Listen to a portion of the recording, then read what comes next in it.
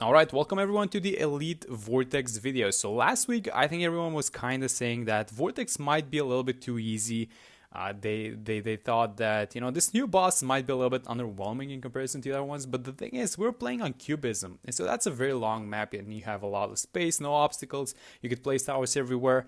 And I think that it was a good map to start things off with. But now we can see a bit of more of a challenge, I would say, on this map. So we're playing on Adora's Temple this week, and we have a few towers banned. Well, actually, it's only one tower banned. It's the sub. Now, it's because the sub is very useful, so we're going to talk about that. We have only 3 snipers, which I'm pretty sure it's because of the speedrunners, or actually the ranked players, which I think we're spamming like 204 snipers or something like that. But regardless, we don't need that many. And with the sub band, we have a very interesting strategy to defend. So let's just talk about what's happening. So we're starting with the free Dark Monkey, obviously, into Ben. Ben makes more money than Geraldo, actually, so that's why we're using Ben. And then I'm doing a Druid. And so the idea, because the Druid is obviously very effective, the Druid of the jungle, that's what we're going for. And I went for a 2/0/0 farm. Now you can do two things here. You can either upgrade the Druid to 0/3/0, or you can get a new farm. And so I kind of did. I kind of went in the middle. So I think I did like a 0/2/0 Druid, and then yeah, there you go. I bought the Heart of Oak and then went back to upgrading the farm. So no need to do that. You can play off of Ben's ability. You can use the ability, defend, and maybe leak a little bit of lives. That's fine. But something that I noticed with this Elite Vortex is that you see some balloons a lot earlier than usual. So for example, I think there was a yellow balloon around 5 and then a pink around 12, which shouldn't be the case. So that means that, Monkey Knowledge, like Mana Shield and the Road Spikes, well, not on this map in particular, but usually the Road Spikes would be very, very useful. So there we go, 0/3/0 Druid. As usual, we usually defend this like this in all bosses as from recently, although you can do a lot of different things, but the Druid is amazing in defending. So getting a 102 village at this point, because we're going to be spamming a lot of farms here. This is basically the place to have all of your farms, and you can go for a bigger Monkeyopolis than what I did later on, but I think 6-1 is fine. We had a lot of money and we had a lot of leftover. You're going to see everything that's happening, but for now, we're just chilling. We have the 0/3/0 Druid, we have the Dark Monkey, maybe leaking a little bit of lies here and there, but it's all going fine. So I went for 6 2/0/0 farms, and then we're going to start going for 203 farms. So we're going for the marketplaces, but we're not going to upgrade every single one of these farms to a marketplace. We're only going to do 4 of them. And so as we're approaching, round 33, this is where we're going to defend our camo balloons. So the camo on 24, we leak that one. That's obvious because, it's always better to leak that camo instead of spending money to defend for it. And there we go. So I'm getting a sniper. And because the sub was banned, as you guys have already noticed, the thing with the sub was that it's very good in defending these sped up balloons that come out alongside Vortex, right? Because it's homing projectiles. And so the sub is one of the towers that's very good at doing this. The ninja is obviously the second one, but I think if we have to choose between the sniper, so the bouncy bullet sniper, the sub, and the ninja, I think the ninja would be in last place. Going back to how we're defending and what we're doing, last week I did a 205 sniper, which completely destroyed the boss, but this week we're going to do something different. We're going to go for a cheaper alternative, which we do on all of our bosses, and that is the sticky bomb. So the sticky bomb seems to be working very well on all of the bosses, actually.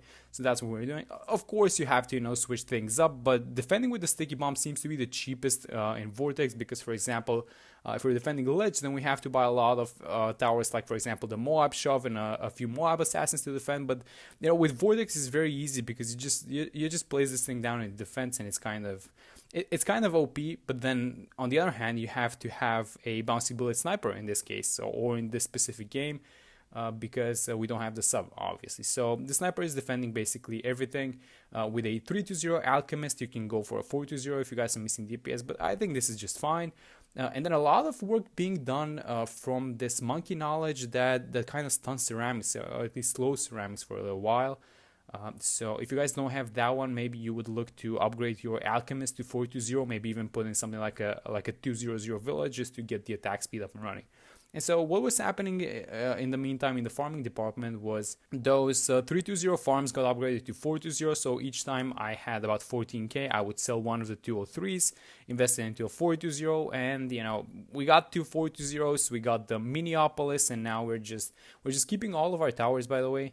And the reason why we're keeping the Ninja in this case is, we would usually sell it, but we're keeping it now, and that is because of our defense, because we have a lot of cleanup with our 032 sniper, but we don't have Moab DPS. So that's kind of what is making up for it. So our defense currently is a 104 Ninja. We have a 032 sniper buffed by a 420 alchemist, and now we have a Minneapolis, and we're spamming a lot of 420 farms, so we're gonna buy 6 in total, and that's basically what's happening. So I'm gonna be right back for the tier 2 boss. So tier 2 Elite Vortex, we are selling our Minneapolis, we're getting the MAD, that's all we need to defend this. I'm also going to upgrade the sniper to Elite Sniper, have him on first, but that's basically what's happening. So we sold our Minneapolis, we bought a new Monkeyopolis, there we go, we have the MAD, and that is about it. So starting from round 79, so this is just before tier 3 comes out, I want to talk about a few things. So first off, I got a 204 texture, this is just to help out a little bit with the Moab class defenses. I kept the Elite Sniper, now I'm going to sell both of the free dart that we had from the start and the 204 texture for a Dark Champion, which I think is very useful on this specific tier and versus these specific blooms, because it does a little bit of extra damage versus ceramics, and it has a knockback and it can stop them in place, right? So might not be the most efficient tower, honestly, but I think it's fine. In defending, we also keep the Elite Sniper and we get the Dark Paragon, which is our main defense. Now don't worry if you don't get a high degree in the Dark Paragon. I just did the basic tier 5s. I just sacrificed the tier 5s, got degree 20 something, not even sure what was it, maybe like degree 23 or something like that. And that's all you need basically to defeat the third tier of Elite Vortex, because it's not a strong boss. And the placement is very good. So you need to be careful of these placements on the top of the pyramid. So I had it on the left side. And this is just, for the first few tiers. After that, the boss is going to make it, it's going to make a full circle for the tier 4, for the tier 5, sorry. And that means that, just towers is just going to get stunned and there's nothing you can do about it. I sold the Dark Paragon. This is because I'm not happy, obviously, with degree 23. So we're going to buy a new Dark Paragon. We're preparing for that. And also on the farming department, let me just mention that the farming situation is a lot different than what we left over. So we have a bunch of Monkey City villages, so 4 in total, surrounded by 420 farms, and then we have a few 004 boats which are there to make us a little bit of money and to increase the degree of the Buccaneer Paragon that we're going to be getting later on. And also obviously we got a Trade Empire. So that's basically the farming situation.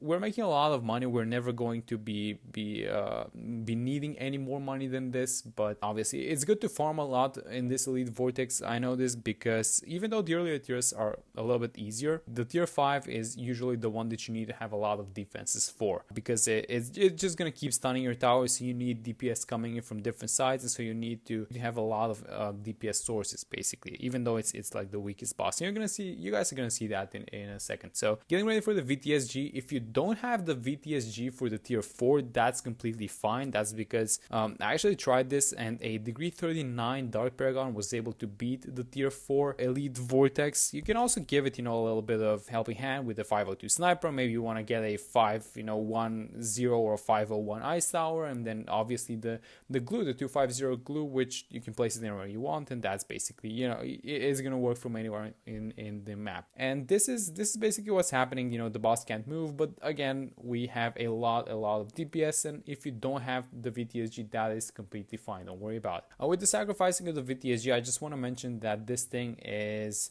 with military sacrifices. Actually, that's because I didn't want to increase the range, because if I were to give it support sacrifices, then it would have increased range, and then it might have eaten up some of our farming towers, which we don't really want. So I just did military sacrifices. And also I like the planes because I think that they're really good versus Vortex. So as I mentioned in my previous video, military sacrifices might be the way to go, but I'm not really sure. And there you go, I just upgraded my Buccaneer Paragon. So we get the Buccaneer Paragon, we have a lot of farms. I also have the Ultra Boost. We're going to be Ultra Boosting our VTSG, a Permabrew, a Homeland Defense, and that is basically it. After this, I'm getting ready for the Ninja Paragon, and I'm going to see you guys in a second. So at this point, I sold all of my farms. I got the Ninja Paragon, which you can barely see behind the VTSG. I got a degree 30 Ninja Paragon. 502 sniper, 510 ice tower, 250 glue obviously, and then I got a support temple to help out the VTSG a little bit.